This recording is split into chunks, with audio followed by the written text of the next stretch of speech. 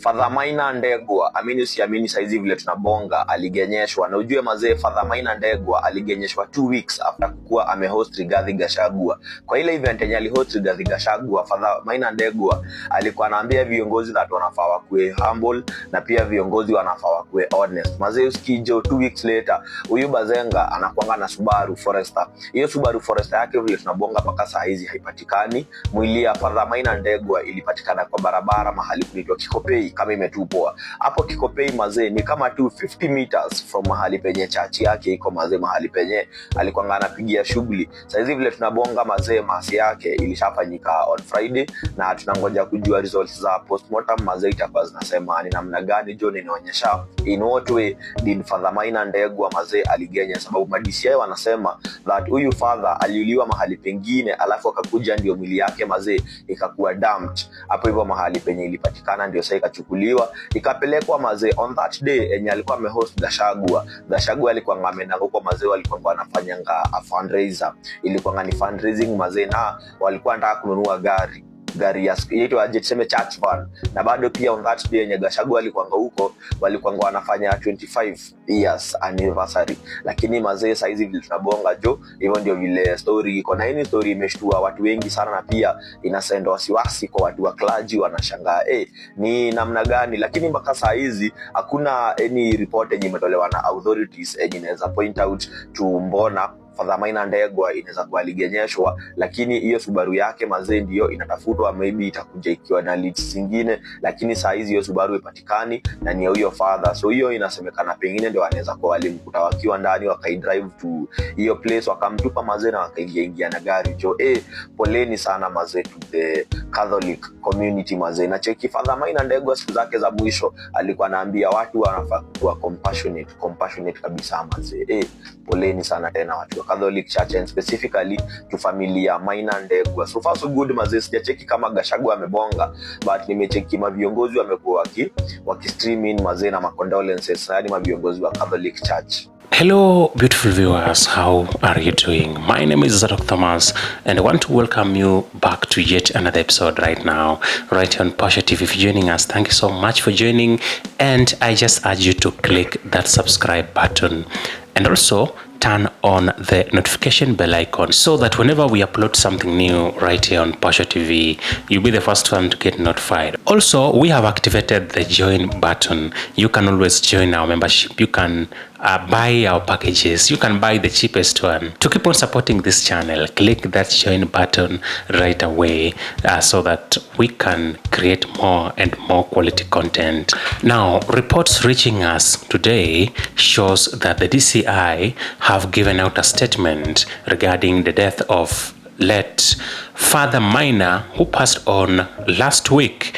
Now, there is an article that was done by Citizen Digital, which is titled "Murdered Catholic Priest John Maina was trolled over Gachagua cash gift, DCI reveals." Now, the DCI simply indicates that the donation that was given out by Gachagua during that kind of donation ceremony where Gachagua was one among the guests of honors, that donation has really led to this father's death, because now the bandits, I think they were kind of trailing this man. They wanted that money from the priest.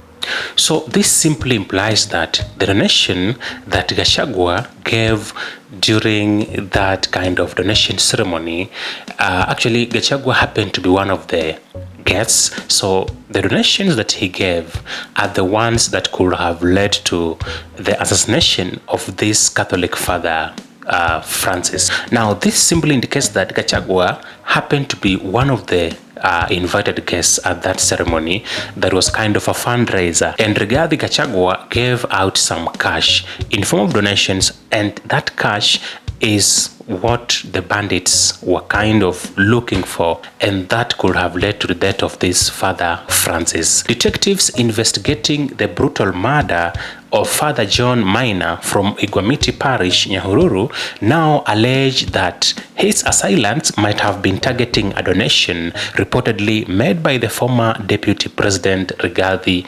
Gachagua. So why is it that a man of God is just killed that way? Have people kind of lost humanity? We human beings, have we reached that point whereby we have now lost humanity and we kind of cannot, it is against the will of God for somebody, a human being, to terminate another person's life. Now, when we reach that kind of level, it simply means that we have kind of lost humanity. Human beings are now heartless. And to add salt to injury, this is a man of God whom people are trailing and making sure that they take life out of him. According to the new revelations by the DCI on Tuesday, the priest had been trailed by individuals demanding a share of the money he allegedly received from Gachagua, who, together with other politicians, attended a church event on April 27th that Father Maina presided over. So it kind of looks like Gachagua and other honored guests donated some good amount of money, and their assailants were trailing over Father Maina, demanding for that cash. Police also say that the priest had earlier confided that his life was in danger, but no formal complaint had been filed. It looks like this priest's life was in danger, and he did not file any formal complaints.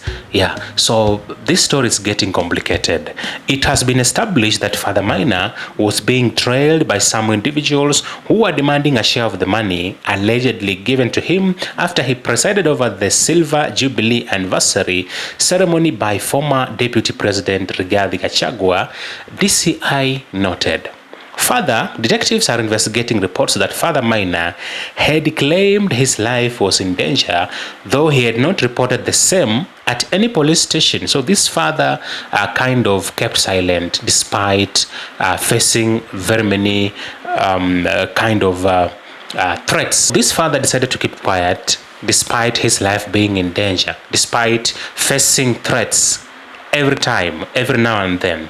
And he never bothered to go and report to the police station despite that kind of danger. Maybe he just ignored and thought that let the will of God be done. Preliminary reports also showed that, contrary to reports surrounding the death of Father Maina, he died shortly after claiming he had been abducted in Nyahururu.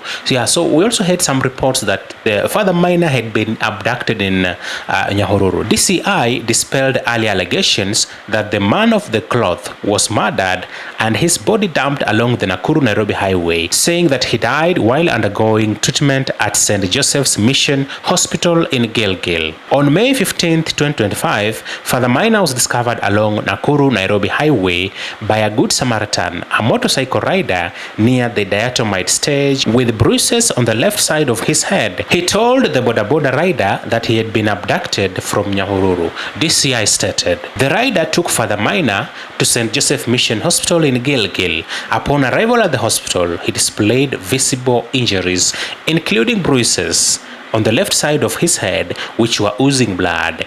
Tragically, despite the efforts of the medics, Father Maina passed on while undergoing treatment minutes after being admitted. His body was then moved to the Nyahururu Sub-County morgue upon request by his fellow worshippers for preservation and autopsy. DCI further says that an autopsy conducted later on 19th of May 2025 by government pathologist Dr. Titus Ngulungu ruled out the head injuries as the direct cause of death, and the development has now prompted further toxicological tests. While urging the public to remain calm amid rising speculations, DCI says several statements have already been recorded to help with investigations.